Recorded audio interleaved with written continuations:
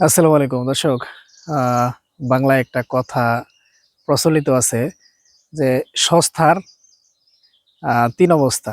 হ্যাঁ, সস্তার তিন অবস্থা। তো এখানে আমি একটা ভুট্টার জমি দেখাবো আপনাদের। এটায় ভুট্টা গাছে ভুট্টার মোচা টোচা বের হয়ে গেছে, কিন্তু এগুলোর সাইজ যা, একটা ভুট্টার মোচায় মনে হয় না যে 100 গ্রাম বা 200 গ্রাম ভুট্টা হবে। আমি একটু ক্যামেরা ঘুরায় দেখাইতেছি। এখানে প্রচুর পরিমাণে মৌমাছি মৌমাছি সাউন্ড করতেছে সুন্দর। আপনারা দেখেন, এই যে ভুট্টার ফুল উপর দিয়া।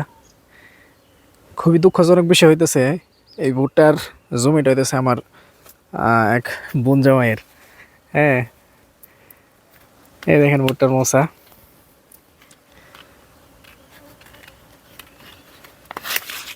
এই যে ভুট্টার মোচা, মানে পাতার চিপাই থেকে বেরোইতে পারতেছে না, তার আগেই ফুল ফুটে গেছে। এই উপরেও ফুল এসে গেছে, মানে এত ছোট ছোট একটা মোচা আমি বের করি। যদিও এগুলো গরুরে খাওয়ানোর জন্য লাগাইছে, তবে আপনার এখানে যদি ভালো জাত লাগাইতো সেক্ষেত্রে কিন্তু ভুট্টার মোচার সাইজও বড় হইতো, গাছও আরও বড় হইতো। আর একটা দুঃখের বিষয় হইতেছে যে এই ভুট্টা 1 কেজি ভুট্টার বীজ কিনে আনছে আপনার 650 টাকা দিয়ে।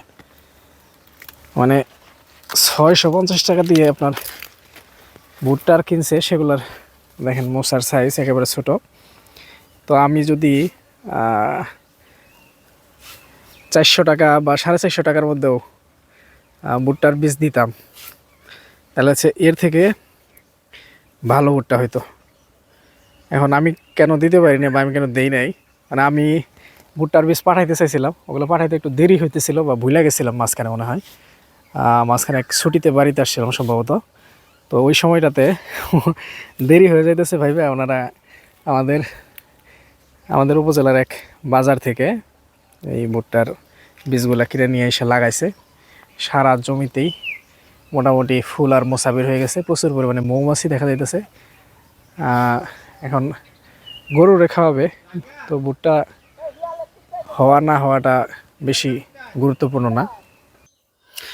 তো দেখেন, এই যে যে বড় মোচাটা বেরোইছিল, এটার মধ্যে থেকে এতটুকু একটা ভুট্টার দানা সহ মোচা বেরোইছে। এটা কয় ইঞ্চি হবে আমি দেখাই।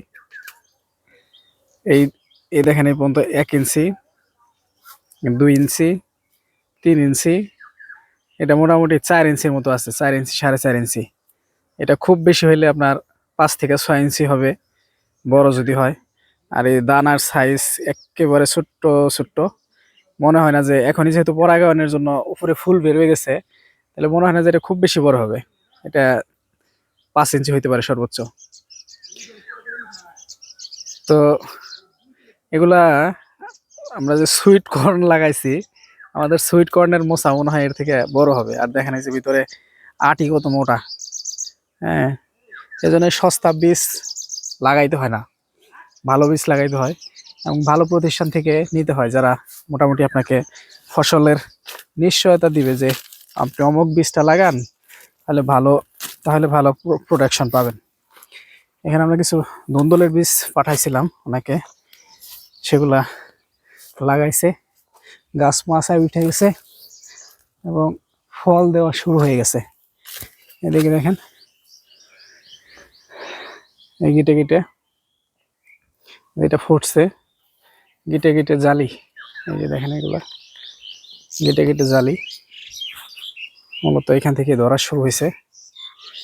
এদিকে ধরতে ধরতে উপরে যাইতেছে, গাছ পাতলা হয়েছে। আপনারা হাইব্রিড ধুন্দুল লাগাইলে আর ঘন লাগাবেন। এখানে এক ঝাড়ে 3টা 4টা করে গাছ দিচ্ছে, এক ঝাড় থেকে আরেক ঝাড় মনে হয় 10-12 ফিট দূরে দূরে। আর আরো ঘন লাগাইতে হবে, মাঝে আরেকটা করে ঝাড় দিলে ভালো হতো। আরেকটা জিনিস আপনাকে দেখাবো, এখানে যে আমাদের 12 ফিট বা 10 হাতের মাছাটা, সেটা সেট করা হয়েছে। দেখেন, একটা মাছায় ফ্ল্যাট মাছা দিবেন ভাবতেছেন, এখান থেকে মাছাটা শুরু হয়েছে, এদিক দিয়ে যায় ওই দূরে একটা খুঁটি দেখা যাইতেছে, অত দূর পর্যন্ত। দেখেন ওই দূরের খুঁটি পর্যন্ত, মানে অনেক জায়গা কভার করে। এটা কিন্তু মাত্র ওজন 425 গ্রাম। তো আপনার বাজারে কম দামের নেট হয়তো কিনতে পান, সেগুলো কিন্তু এত বেশি জায়গা কভার করবে না, সেগুলো অনেক ওজন থাকে, অনেক বড় মাছ আর কি। একটা নেটেই এত বড় একটা মাছ হয়েছে। তো ভালো থাকবেন সবাই, আসসালামু আলাইকুম, আল্লাহ হাফেজ।